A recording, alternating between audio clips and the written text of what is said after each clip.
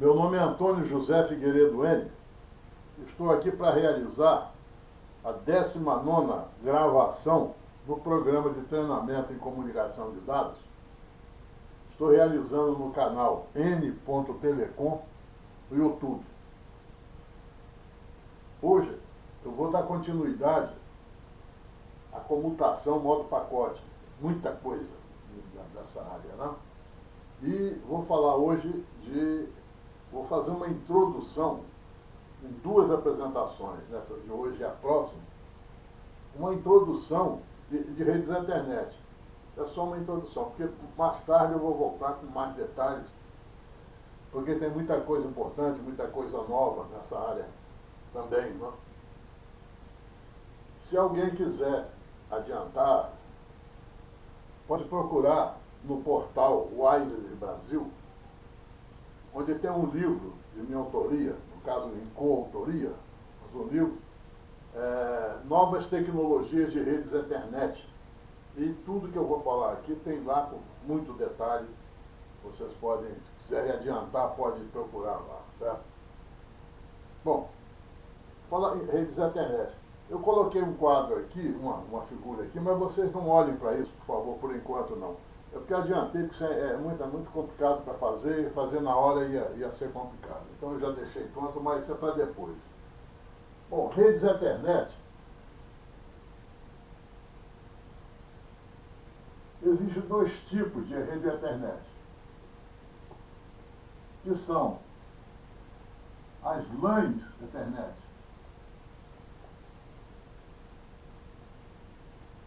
redes locais, tá? E as redes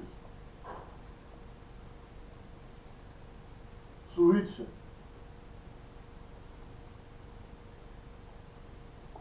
Ethernet, que também são chamadas de LANs switch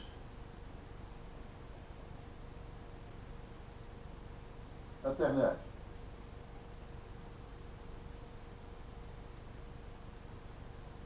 Eu falei anteriormente, essa palavra switch pode ser também bridge. Depende. O pessoal do ITUT costuma chamar de redes bridge Ethernet. Mas já o pessoal mais da área de informática, TIs, etc., tem impressão, pelo que eu observo, que usam mais a palavra switch. Não usam a palavra bridge. O pessoal do ITUT, de operadoras, fala bridge. Mesma coisa. Tá? Muito bem. Vamos começar a falar das LANs Ethernet.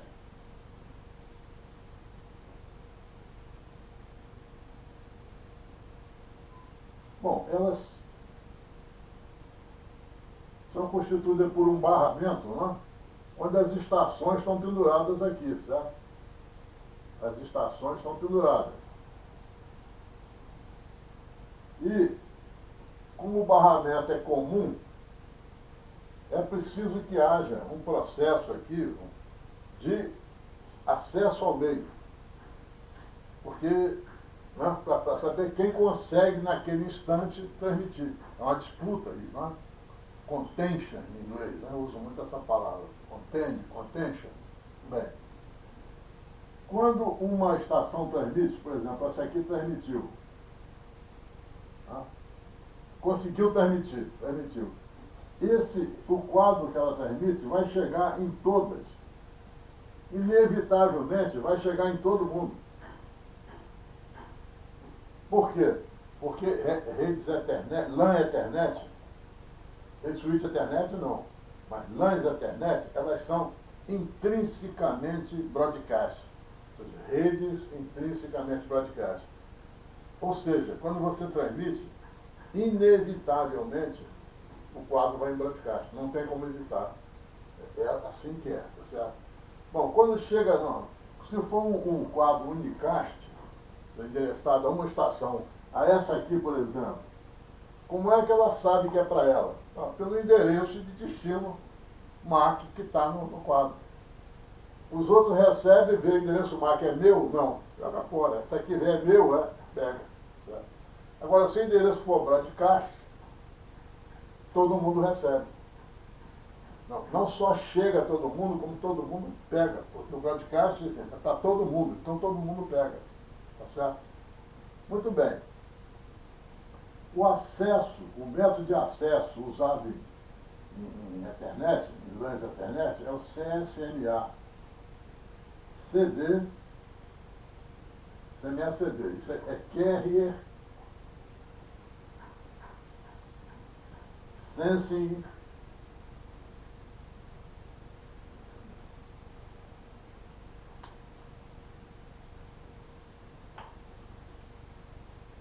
Sensing de sentir, né? Carrier Sensing multi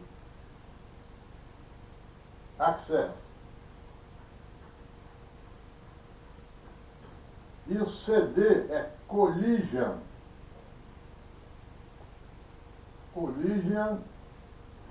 Detection. Ou seja, detecção de colisão. Como é que funciona? Vou dar uma ideia. Quando uma estação quer transmitir, como essa aqui, na hora que ela quis transmitir, ela sente o meio, porque é possível, ela fisicamente, ela percebe que o meio está livre ou não. Então ela só transmite quando ela vê que o meio está livre. Aí está livre, fez o carrier sensing, manda.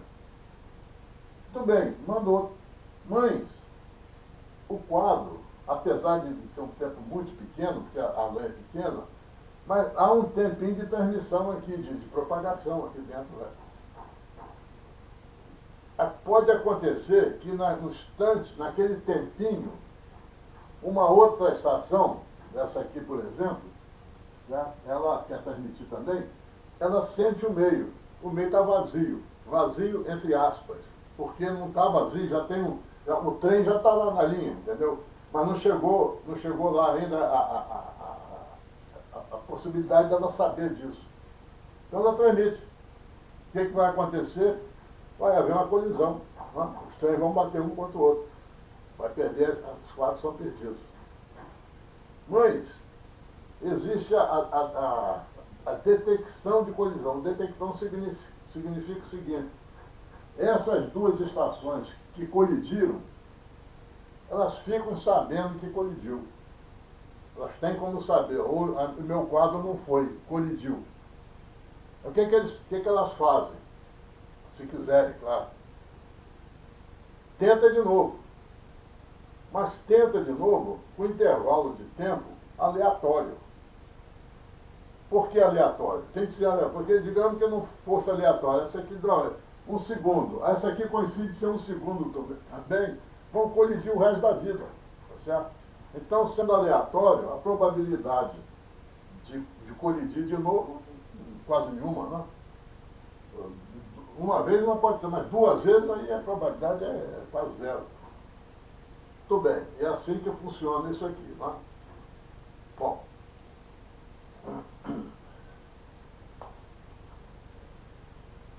Essas redes, LANs da internet, existem dois tipos de redes LANs da internet. LANs da internet.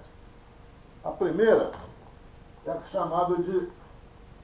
Então são os tipos, né? De LANs da internet. A primeira são as Ethernet. Eu vou abreviar, vou chamar de ET, tá? ET, DXI. Desculpa, contrário aqui.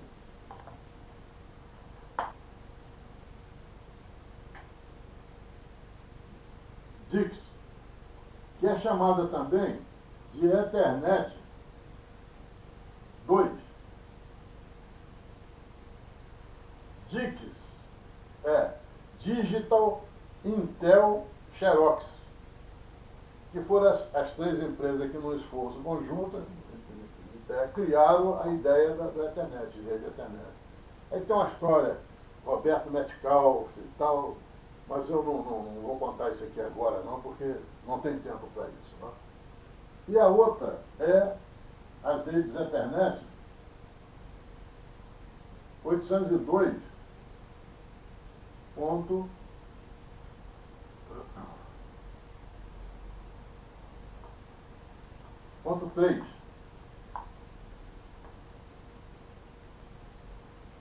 Porque aconteceu o seguinte, começou aqui, mas aí o I3E, isso aqui na realidade é I3E, isso aqui é IEE, não está escrito aqui não, mas é IEE 802.3. O I3E, Instituto de Engenheiros Eletrônicos e Eletricistas, né?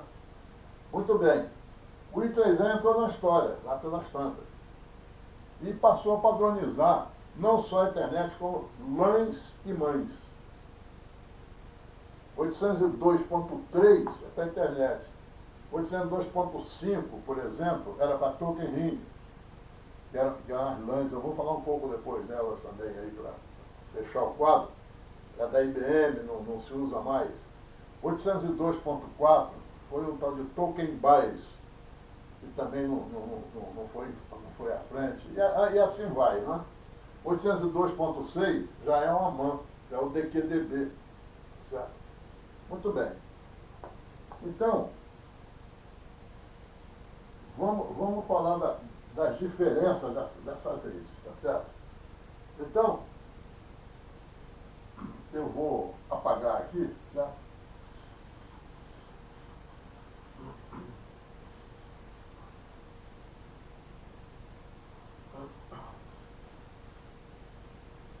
E vou falar do formato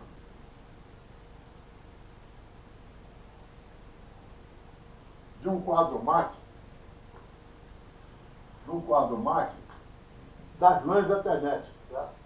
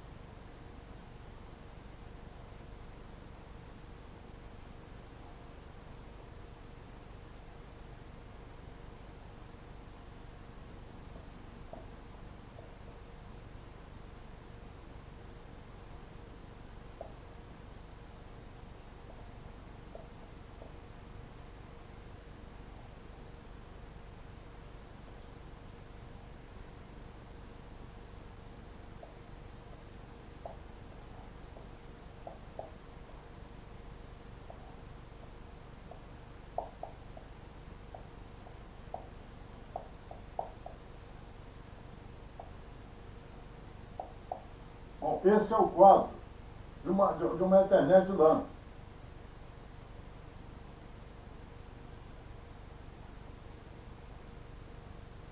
Porque isso aqui corresponde à seguinte arquitetura. E a arquitetura, essa arquitetura vale também para as redes. É switch Ethernet, certo? E a arquitetura é a seguinte. Você tem a camada física aqui, tem aqui a camada 2,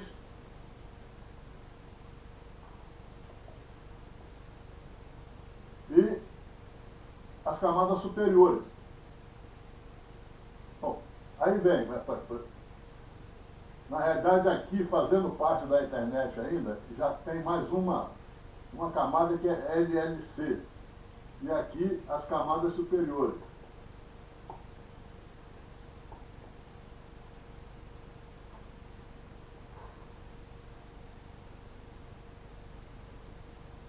Então a camada 2 é composta pelo LLC e pelo MAC.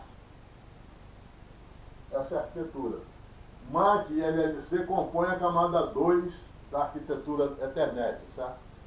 A gente vai saber as funções dela mais adiante aqui, certo? E corresponde a essa figura.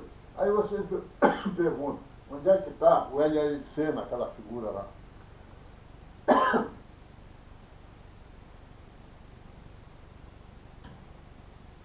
Como isso aqui é o quadro MAC, não apareceu LLC. LLC está aqui, ó. LLC está aqui.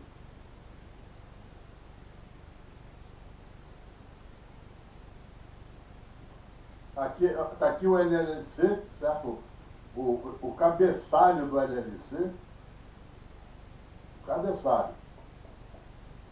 Na realidade, o LLC só tem cabeçalho, então não aparece aqui embaixo.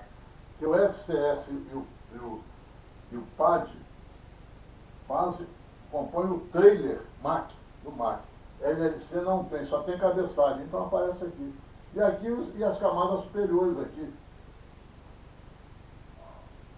Por exemplo, cabeçalho IP, cabeçalho TCP, e aí vai subindo até chegar lá no aplicativo, né? Muito bem.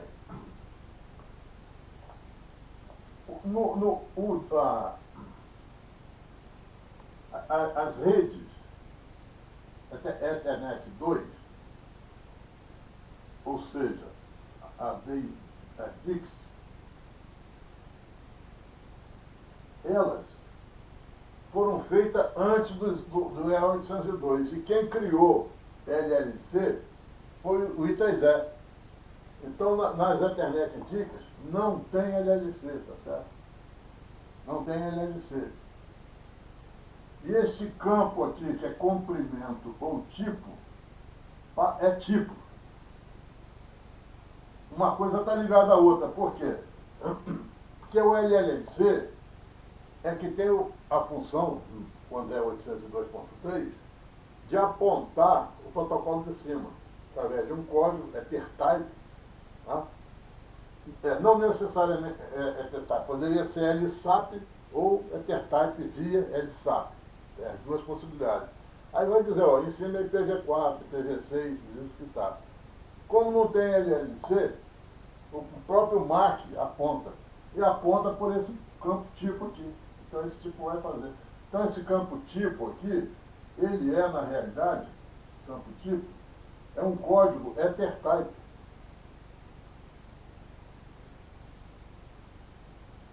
É um campo EtherType, certo? O tipo. Um código EtherType que aponta, né? Então, por exemplo, se for IPv4 que tiver aqui dentro, né? Aqui dentro do IPv4, esse tipo aqui vai ser em hexadecimal 0800. Está dizendo que se fosse pelo LLC, via EtherType, acabaria saindo assim também. A não ser que apontasse direto pelo LSAP. Tá certo? Então essa é a característica do DIX, tá? A grande diferença é essa aí, né? Muito bem.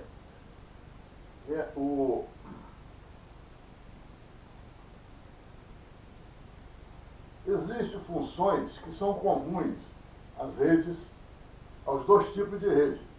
Então vamos falar dessas funções aqui, tá certo? Vamos apagar isso aqui, certo?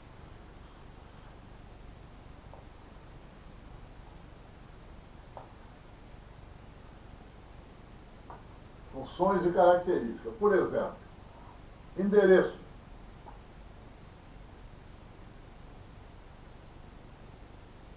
Os endereços são iguais, tanto para um tipo de rede como para o outro. E eles têm 48 bits.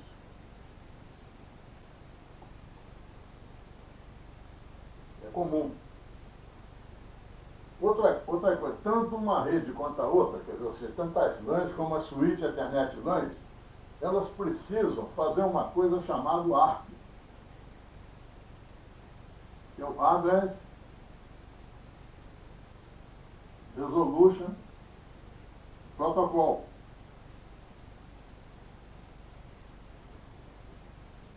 Ou seja, porque quando a camada superior, o IP, entrega um datagrama IP, por exemplo, o endereço IP de destino está ali, mas o endereço MAC não está. Então é preciso saber qual é o MAC. Então o que é que eles fazem? Na LAN ou no switch Ethernet LAN. Eles fazem uma pesquisa prévia. Se eu for numa LAN, por exemplo, essa estação aqui, por exemplo, ela faz uma pesquisa, pergunta para o endereço IP tal, quem é o MAC que está na ponta. Certo? Aí quem for ele, os outros ficam quietos, quem for responde. Aí ela faz uma tabela aqui, ó. Ela faz uma tabela. de endereço IP ou de endereço MAC. Né? Ela pesquisou, o outro respondeu. Então, para o endereço IP XX aqui, o endereço MAC é tal aqui. Então, na hora de transmitir, quando for, isso aqui, quem informou isso aqui, por exemplo, foi essa aqui, que informou para essa. Então, quando essa aqui for transmitir para essa daqui, ele, olhando a tabela, ele vai ver a informação que essa aqui mandou, que foi essa aqui.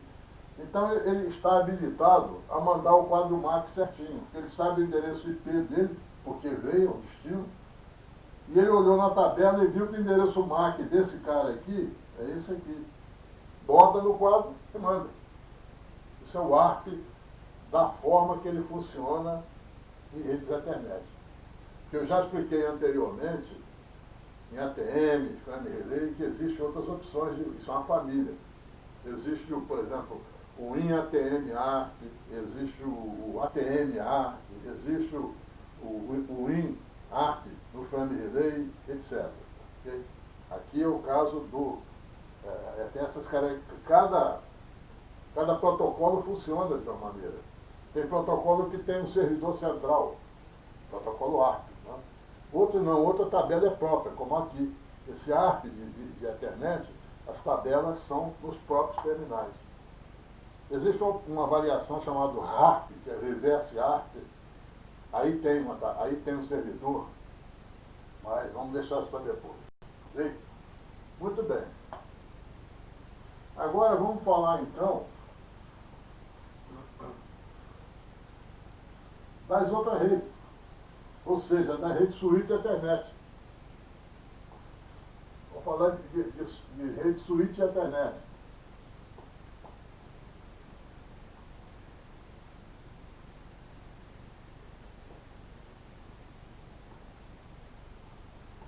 Bom, aí tem duas fases, essas redes passaram por duas fases distintas, tá? As redes básicas, porque depois ainda evoluiu para VPNs, aí a gente vai falar disso depois. Na fase inicial, as redes switch Ethernet funcionavam com base no padrão IEE 802.1D. Mas depois evoluiu e passou a funcionar com base no padrão IEE 802.1Q. Tá certo? Bom, vamos falar então um pouco da 802.1D. De qualquer forma, nas duas, vou falar um pouco nas duas, né, coisas comuns aqui. Todas as duas têm um problema sério com elas, certo? Porque essas redes são assim, todas elas. Aqui tem um switch, outro switch,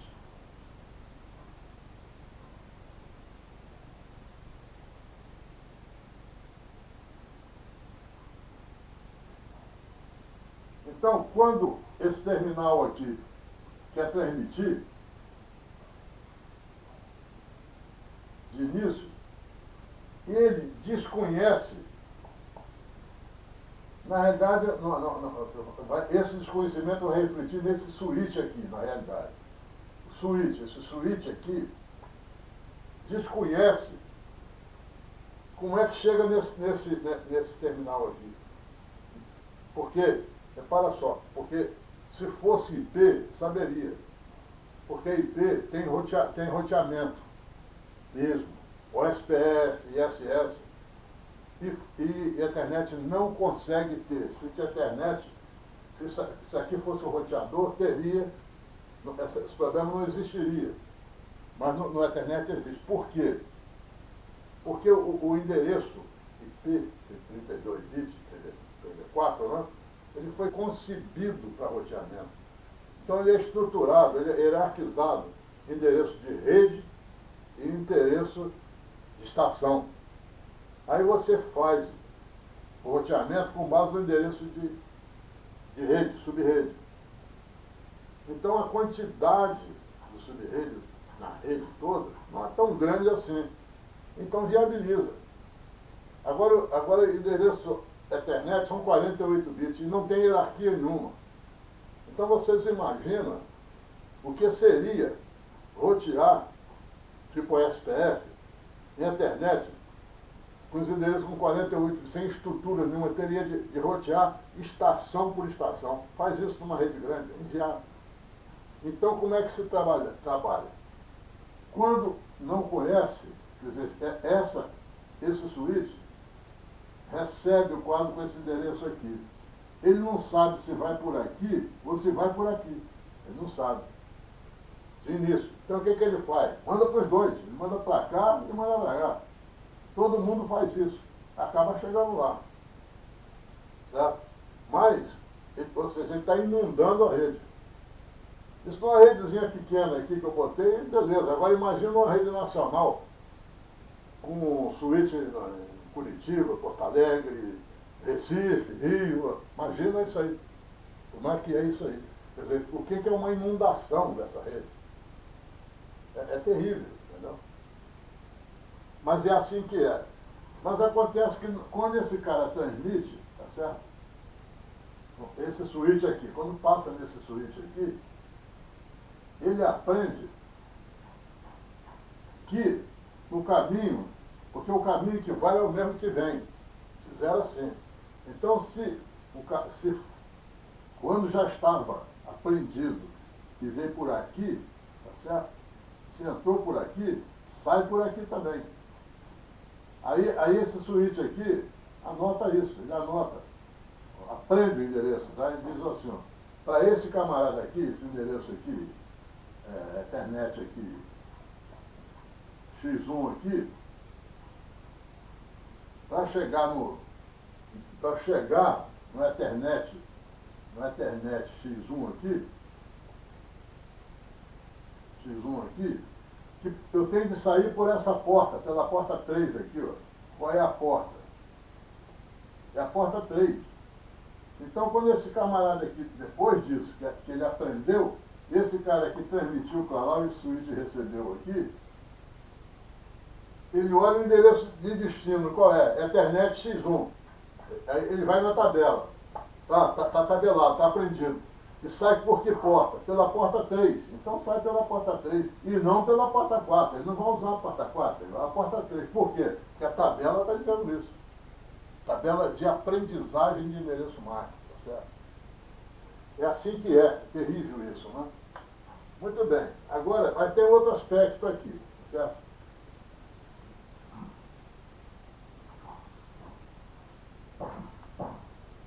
É que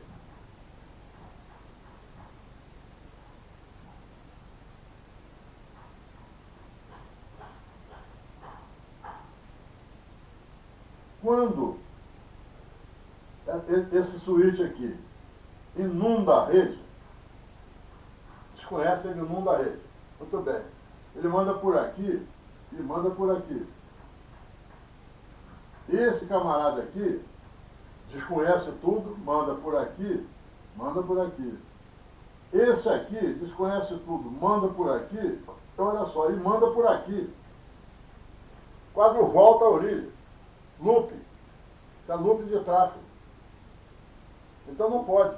Agora sim, então por que você não trabalha sem isso aqui? Por que não acaba com isso aí? Que fica uma rede toda arrumadinha sem. Por resiliência.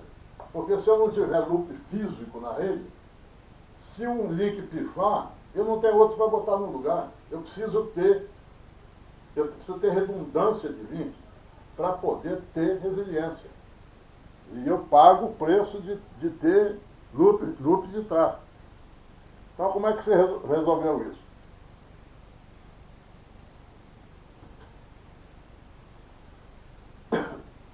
Criaram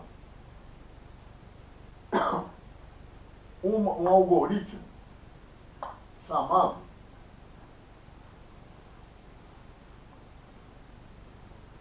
Span Tree.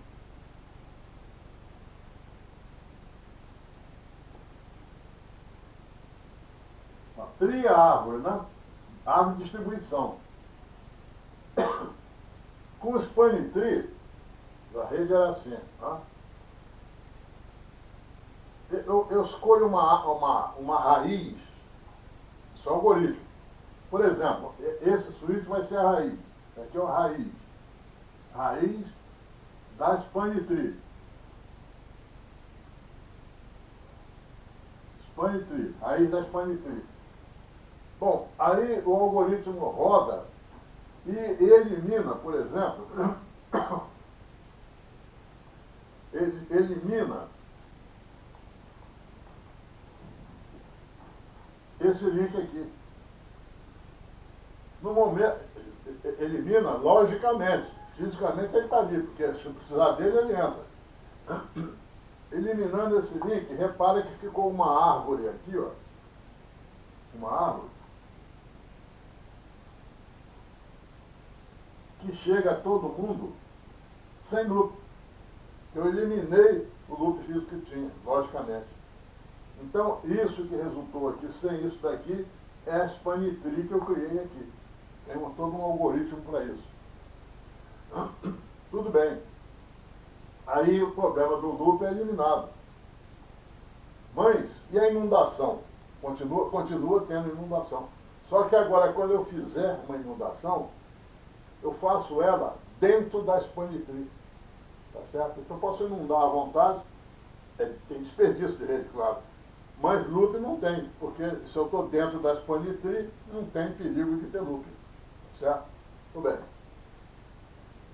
Mas aí, viram que esse algoritmo é muito lento, porque ele é tudo centralizado, tudo dependia da raiz depois do algoritmo. Então, criaram uma coisa chamada RST, Rapid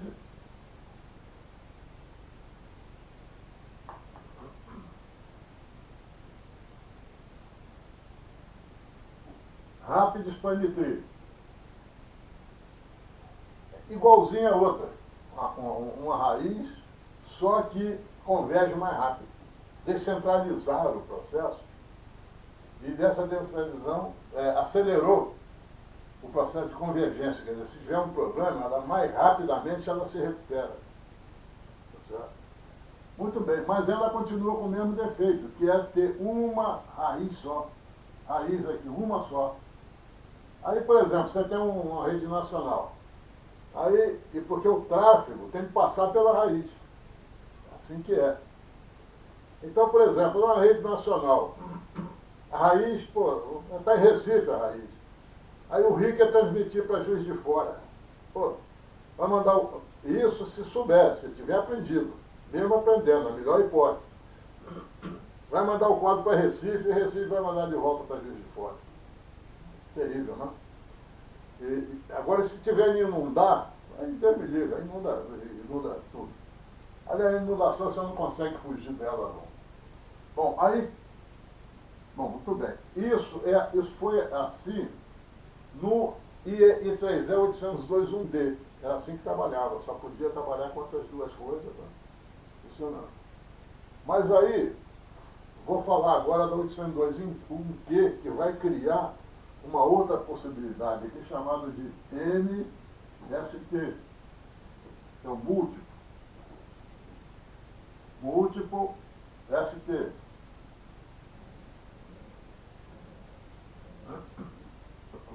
Para explicar isso aqui, eu tenho que dizer qual foi a grande diferença que a 802.1Q introduziu. Tá? Então vamos lá.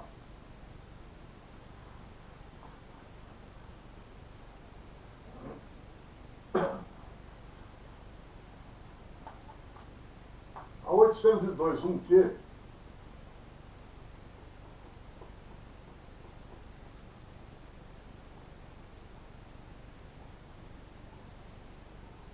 a grande modificação que ela criou foi a introdução de uma coisa chamada VLAN.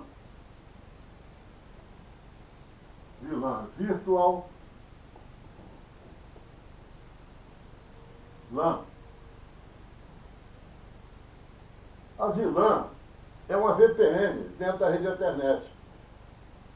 Você, quando os quadros vão pertencer a uma determinada VLAN, esses quadros vão levar em si um identificador de vilã. Vai ser atribuído para quem se cadastra, quem pode se cadastrar naquela vilã. Então, quando o quadro está circulando e bate nos switches, o switch quer saber de que vilã é esse quadro. É só olhar no interior do quadro que tem um identificador de vilã lá, está 14, 14 é de qual? É vilã 14, então segue o caminho da vilã 14. Tá? Tem a sua árvore, tem as suas panitri diferenciadas que a gente vai falar aqui, tá certo? Muito bem. E os terminais, por exemplo, tem que ser, uma vilã pode ser departamento pessoal, outra vilã. Então, se você tem um terminal e você é do departamento pessoal, na empresa, você pode se cadastrar naquela vilã. Você se cadastra, então você recebe o direito de transmitir quadro com o 14, digamos que seja o 14. Tá certo? E a engenharia? Não, a engenharia é outra vilã. Esse cadastro não é de 14, é 19. Então tudo bem. Então, adquiriu o direito de se cadastrar na 19 e passa a mandar quadros com 19, o identificador. Ou seja, quadros dentro da vilã. Isso isola os dois conjuntos. Isola a contabilidade da engenharia. Tá? Tudo bem. Como é que identifica o vilã? Bom, eles foram aqui, tá certo? Nesse ponto aqui, ó, e introduziram aqui uma coisa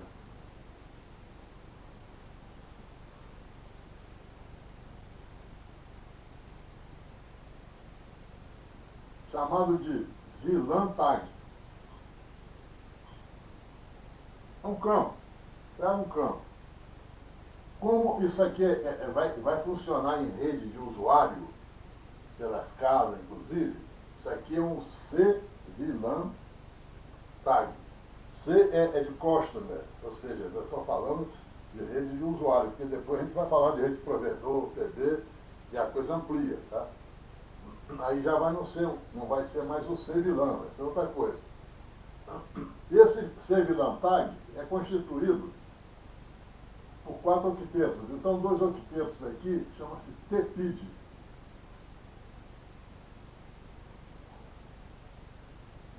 É tag, do tag identifier. E aqui uma coisa chamada TCI, que é o tag control identifier. Bom, o que tem aqui?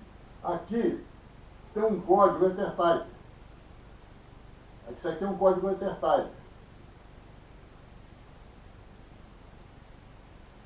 Não é para identificar o IPv4, não. O IPv4 está aqui.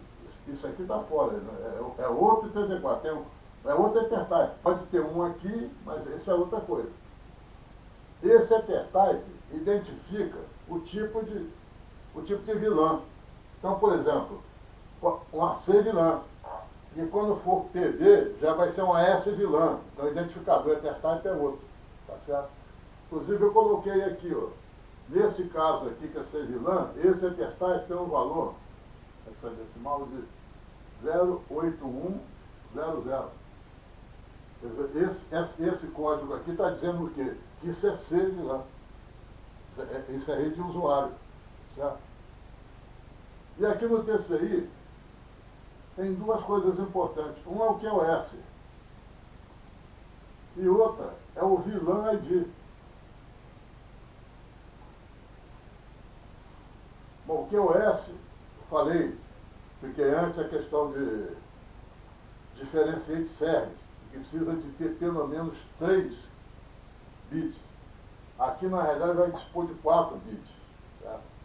Tem 3, mas tem um outrozinho que já estava funcionando, então tem 4 bits, então está sobrando. Para ver fila, para furar fila e para elegibilidade para descarte. Certo? Tudo bem. E o vilã é o quê? É o identificador da vilã. Eu não falei que o departamento pessoal é 14. Então, isso aqui é igual a 14. Eu falei, não, a engenharia é 19. Então, na engenharia, isso aqui é 19. É onde está escrito qual é a vilã. Tá certo? Muito bem. Aí, vamos voltar. Nós estamos falando da 821Q. Então, vamos falar, então, vamos voltar a falar de expanditrine. Então, falei que tinha ST e RST. E que essas duas são nas redes suíte Ethernet 802.1D, porque não tem vilã. Quando não tem vilã, só pode ser uma expanditrine na rede toda. Seja ela ST ou RST, mas uma raiz só, uma expanditrine só.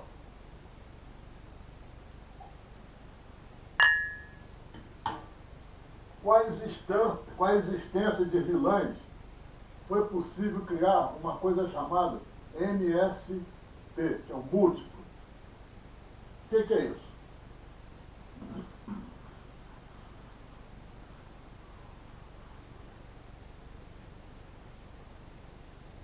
Tem a rede aqui, né? A rede suíte Ethernet e tal.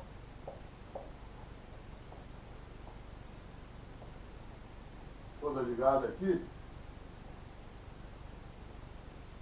Eu faço o seguinte, eu divido a rede em regiões. Por exemplo, isso aqui, tem mais coisa aqui, grande, pode ser. É uma região. Isso aqui, tal, já é outra região. Isso aqui, uma outra região. Isso aqui, uma outra região. Divido em regiões. Regiões de expanditrine, regiões ST.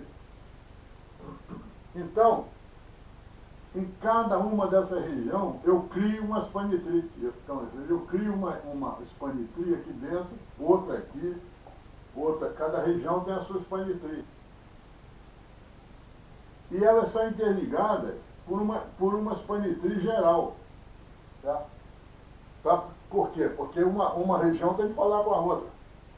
Então ela vai falar através de uma rede aqui que interliga regiões. Muito bem, isso, quando você já aprendeu, está ótimo. Porque você, por exemplo, vai transmitir, uma estação aqui vai transmitir para outra dentro da região, pô, eu não preciso ir lá em Recife, por quê? Porque isso aqui é o Rio, talvez a Juiz de Fora estivesse aqui, Juiz de Fora, Rio, Niterói está aqui. Aí, digamos que a raiz está no Rio. Então, se o Juiz de Fora quer falar com Niterói, vai na raiz, mas a raiz está no Rio, não está em Recife. Então, melhorou muito nesse sentido. Mas isso quando aprendeu. E quando não aprendeu? Não aprendeu, inunda a rede toda. Não tem como não inundar. Se não aprendeu, não tem como criar fronteira. Tá? Agora, por que só foi possível nas regiões? Porque esse mecanismo aqui funciona em função das vilãs. São as vilãs que permitem esse mecanismo de separar em região. E elas, inclusive, são separadas por vilãs. Tá? Muito bem. Com isso, eu acabei de falar sobre rede expanditrine de usuário. Estou falando das redes C, tá? da suíte de internet C, de cliente, de usuário. Mas aí, eles quiseram, o I3E, expandir isso, quiseram fazer rede de provedor, quer dizer, fazer com que eu tenha uma rede Ethernet que presta serviço de provedor que interliga as redes de Ethernet de usuário. Então, o provedor vai fazer um serviço de interligação das redes Ethernet dos usuários. Então, essa do meio é uma rede de provedor, tá certo? Aí pode pensar, então vamos fazer isso. Então, aqui, rede de provedor. Aí pensa, vamos fazer isso com a própria 802.3.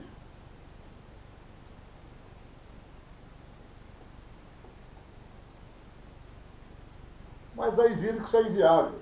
Por quê? Quer dizer, eu vou botar uma rede 802.3 para interligar redes 802.3. Não dá. Por quê? Porque tem três problemas aqui. Essa rede vai ter três problemas. Vai ter, primeiro, escalabilidade.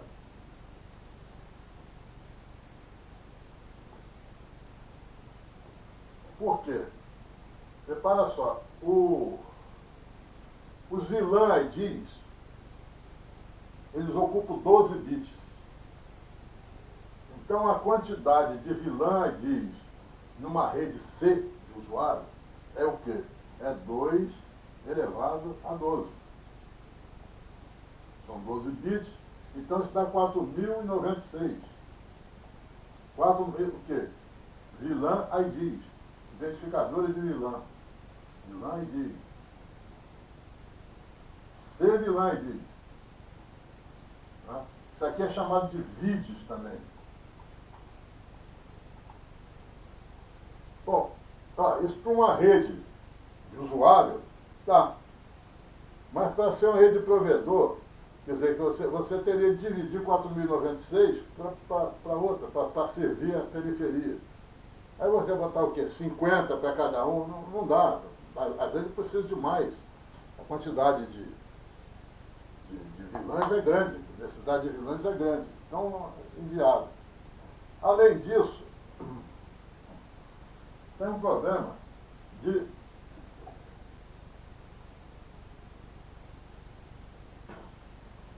promiscuidade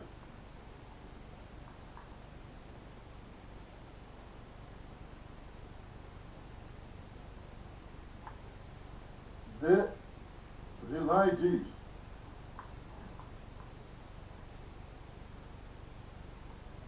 Porque repara só, nesse quadro aqui, ó,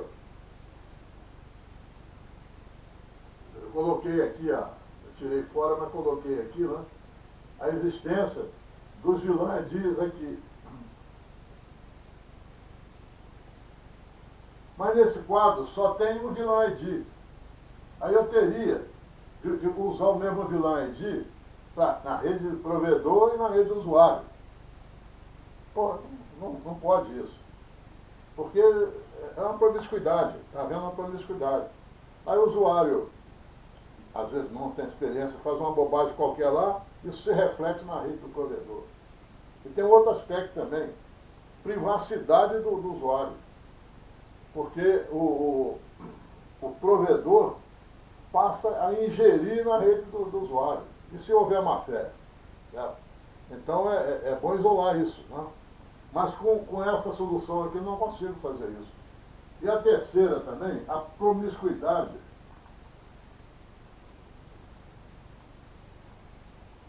de endereço MAC. Endereço MAC. Mesma coisa, olha que só tem um endereço aqui, não tem duas possibilidades. Então, seria a mesma coisa. A rede do provedor ia usar os endereços juntamente com o usuário. O usuário fazia uma bobagem lá e refletia na rede. Também o problema da privacidade da rede do usuário. Então, essa solução aqui, como rede de provedor, aqui é rede de provedor.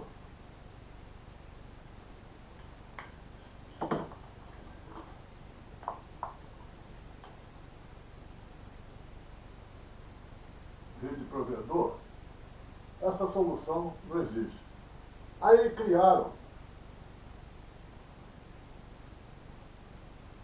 o TB.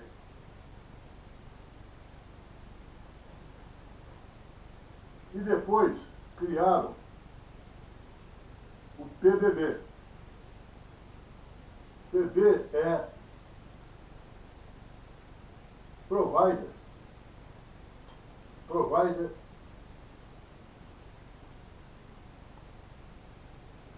Bridge.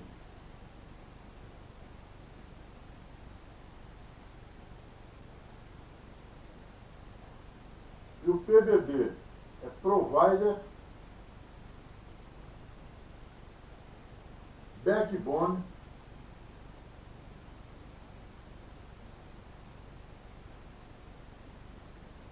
Bridge.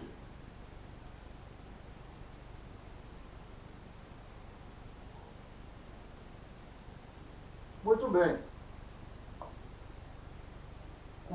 A intenção deles com isso daqui é eliminar esses 10 problemas aqui, tá certo?